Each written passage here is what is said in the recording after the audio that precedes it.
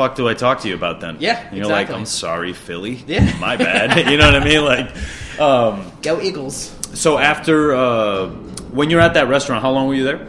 I think it was on and off for like 2 years. Gotcha. Just through high school? Yeah, just through high school. Yeah. And then... What was your plan after high school? I didn't have a plan because I was supposed to go to culinary school. Okay. What culinary school is this? I was gonna go to school in Pittsburgh because I had a friend that was going to the Cordon Bleu school there. Okay. And I barely made it out of high school. Like I had to go to summer school. Summer school again. Like I went to community college. Got like the credit I needed. Did you have to go to summer school after the graduation? Oh yeah, I got a fake diploma.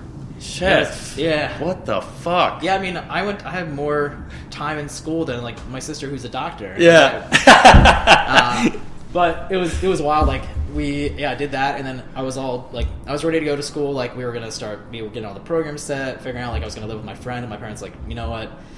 We don't think you actually want to do this for the rest of your life. Considering, like, I mean, and I don't blame them. Like, the picture of what a chef was to them at that point was the guy wearing check pants with like fucking tongs in your back pocket, Crocs. yeah. And it wasn't a good look. So like, I was like super pissed. I'm like, well, I didn't apply to college, so I went to community college for like barely a year. Yeah. My GPA, I got sat down by the administrative office there. I was put on academic probation at community college because my GPA was 0.0. Damn. I was like, Dad, it's like fucking Animal House. He goes, no. He's like, because we're paying for it. I was like, yeah, exactly. But the first day of English class, I walked in, the door was locked, and I was like, you know what? I never went back. I had a 1987 Volkswagen GTI that I put a TV and a PlayStation 2 in. I like just ran it and just would sit there and like watch movies, like wait for my friends to get done class and like go hang out. That's funny. PlayStation 2 and a TV, like a tube TV. Just like a little tiny like six inches LCD screen. Oh, that's like, not awesome. like flip down, just like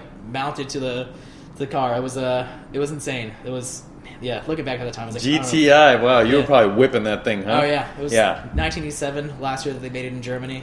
Yeah, those things. That was fun. Yeah. Especially around corners. Like they had really good handling. Yeah, man, I miss that car. Yeah, I always say like if I ever come into money, like I'm not. You're restoring a GTI. Oh yeah, an old Mark II GTI. I'm not buying a fucking McLaren. I just want that. I'm not trying to go that fast. That's what I say. I just want like a muscle car. Yeah, like that's my dream car. I don't want to. Like buying a supercar is fun. Yeah, but I mean, maybe I'll change my tone. I got to. Well, I'll buy this car without ever thinking about putting 2 kids in the back seat of it. Like, just be the thing to whip around on. But yeah, that's not the dad choice. Yeah. I'm not just a dad. You like really thought about that. You're like, I'm not just a dad. I'm not. You're not, motherfucker. Yeah. All right, you Johnny motherfucking Spero. Right. This is your city.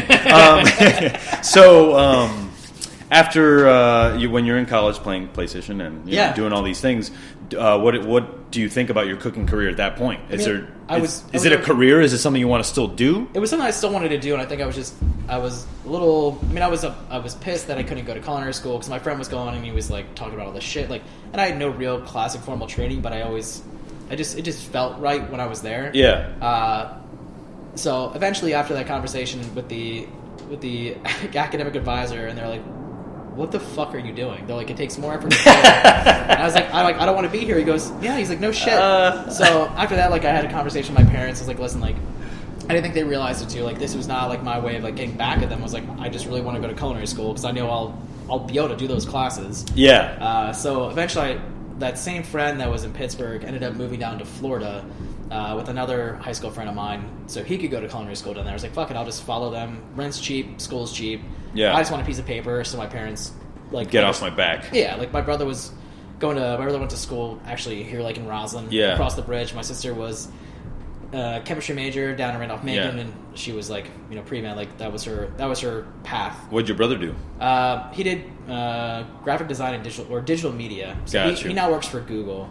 Oh, sweet. Google and YouTube. Just making bank. Just doing it out there. It's fucking nuts. Cool, my man. sister lives in Texas and she's a doctor. So, but I moved down to Orlando, Florida. Something I don't like to really put on record, but I will. I'll do it for you. Honestly, whatever. Hey, now they're gonna have a Michelin guide. Sunny beach. What do you think about that? Somebody asked me to discuss it. I mean, I don't have a lot of opinions about the Michelin guide. Like for me, it's like I don't strive for it. It's not the thing that I really care about. Like if we get rewarded for the things that we do because we do them because they're like because that's what genuine we want to do. And like we're authentic to ourselves, sure, that's fucking great. But I'm not gonna check boxes to make sure we get it. Heard. At the end of the day, it's like it's tourism, right? Like that's what drives those guys, and that's what those cities push for. Like Miami's got a cool fucking food scene, right? Yeah. So it makes sense, and I guess like Orlando and Tampa are in that same vicinity, so you can't just go to like one city. But I don't know. I mean, it would be cool if like every state. If we're gonna go to fucking Orlando, you might as well go fucking Oklahoma too. That's what I'm saying. Like, why aren't we in Nashville first? Yeah. Exactly. Why aren't we in Philly? Yeah, Philly's got like a fucking crazy food scene. Like, why is Philly not there? Yeah, that's what it killed me, and I almost think like it's money driven. Yeah, I mean that's like they must have just been like, here's like fucking $5 million. Bring the guide here. We promise we'll fucking put your books everywhere. Yeah, you know. I mean, and I just hope that it doesn't come to that. No, because I want to live in a time when I can get a Michelin star and then it means something. Yeah. Not like now you get James Beard, everybody's like, fuck that. Yeah, you don't want it to be like diluted and watered down. Like you want it to be like cool. Yeah. I have like the people that are in that school of like 1, 2, 3 Michelin star, like you respect those people and you respect those stars and you don't want the system to change. Yeah. Like it's like all these lists, man. I'm like, yeah, they're about to get canceled any day now. Yeah. Fucking idiotic about dining over there just fucked it up for everybody. I just came up with that, guys. That was good. Woo! I'm glad. God damn! Glad somebody fucking said it. Yeah. Fuck that guy. All right, man. There we go. No, but yeah, like all that shit. I mean, it is what it is. So yeah, like moved to Orlando. I lived there for a year. Got my papers, and then I actually came straight back here. And me and my brother were living in a 1-bedroom apartment. Yeah. He had a loft bed, and I had a bed on the floor. But his loft bed was too the ceilings were so short. I remember like he had to like crawl in. There was no space for him to sit up. So if he like sat up real fast in bed, he just like, hit his fucking head. He had like fucking maybe 4 inches of space to crawl in. So we were living the fucking life. But that's when I kind of started in DC, and I've been in and out of DC since like 2006, 2007. I never thought this was going to be the place that I stayed. It was always like my temporary. I was there for like 2 years, and I'd leave here for a year and leave. But it kind of grew on me. Like DC's got a lot. It's a lot more to it than just the fucking White House and steak and potatoes. And it took a while for me to like actually appreciate what was around here. Not even just like the city proper, but like all the areas like outside of it, like Virginia and Maryland too. Like there's a lot of culture and soul here that kind of gets destroyed by a lot of the other shit, like all the politically driven conversations. But there's some good shit here. You know what's cool about this area? You know, the Northeast and this area is like, it's like a tri-state area. Yeah. In like 3 zones. DMV. Yeah. DC, Maryland, Virginia. And it's like, and then you got the New York, Connecticut, Rhode Island, Massachusetts area. You know, tri-state, whatever. And it's like, that doesn't really happen in the West, obviously, because everything is all spread out. California. You know, exactly, right? I got to drive 6 hours if I want to be in the next fucking cool town. Yeah, exactly. Right? You got to drive by all the garlic in Gilroy. It fucking smells like shit there. But here we go. All right, where were we? I'm back in DC. Back in DC. Oh yeah. So before that, why did you decide to go to DC after you were done down there? Were you just kind of done with the scene? Or? Yeah, I mean, I was there in school, like, and it was all Disney, and I was just like, this is not. I had no intent of ever actually like staying down there. I was like, all right, like my friends they ended up staying there for like another year. I was like, no, I'm good. Like, it's hot as fuck. Yeah, it was disgusting. You know what's it's kind of weird in that where the Disneys are. The center, you're dead, like you're landlocked at that point because you're still like an hour and a half away from the beaches, but it's hot, humid, and it's all tourists. You're constantly avoiding getting hit by like cars because no one knows how to fucking drive down there. Yeah, it was an interesting part of town. Like we would drive to like Cocoa Beach and like Tampa. I mean, we do all that, and that was awesome. But like Orlando was just not for me. I mean, there was like one place. It was Bubbly's Bodacious Barbecue. Like Carolina style barbecue. Like, that's the one thing I remember about Orlando because it was like right next to my house. Go get a pulled pork platter and a fucking Dr. Pepper and chill. But that's the other thing I miss about Orlando. Yeah. So my brother was here and he had the apartment.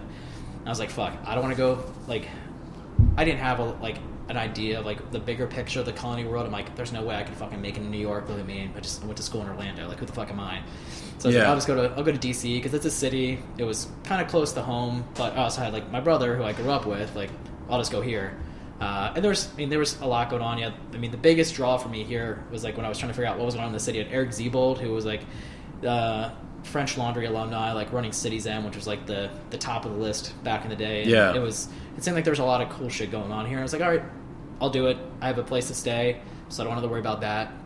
So just stuck around here for a little bit. But yeah, I never really had, like back then I never really thought more than like 2 3 months ahead of time. So I was just like, cool, I'll do this for a little bit and see what happens. So yeah. But ended up sticking around here. And then, again, like I said, I left. I was working at a restaurant, moved back to Baltimore for like a month, and then came right back. I mean, if I count the amount of times that I've moved back and forth to, and just like anywhere, like in 2007, it's got to be over fucking 20 times. Yeah. Just like, yeah, never. Just like, all right, see you later. This is the longest I've been anywhere. Yeah. I moved back at the end of 2015, and this is the longest I've been in one place since I was like living in my parents' house in Baltimore. Yeah. What restaurants did you work at in between those times? So I worked so I was in DC. I worked at a restaurant called Comey, which is now kind of temporarily operating as something else. But Comey was like my first fine dining restaurant experience. Yeah, that place is fucking awesome. I left there to go stage in Copenhagen for a couple of months because I was like, cool, let's go do that. How'd you hear about where'd you stage?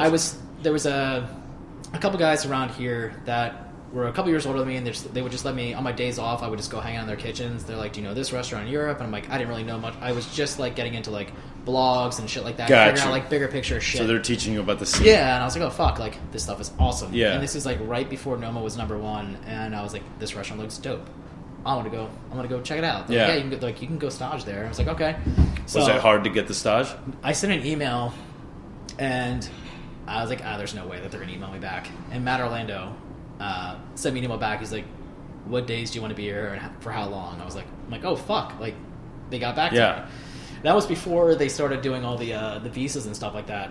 I mean, I only stayed there for a little over 2 months in Copenhagen, but yeah, I quit my job, sold my PlayStation 2 that I had pulled out of the car. Yeah, I like pulled together all the money I could just to go like fly over to Copenhagen for a couple months. Where'd you stay? So a good friend of mine here had a friend who worked with him in New York who was originally from Copenhagen. He got his wife pregnant and said, fuck that, we got free healthcare back home, so we'll go there. Dope. So he had twins. So that's the plan. They were like 7-8 months old. He moved back to Copenhagen.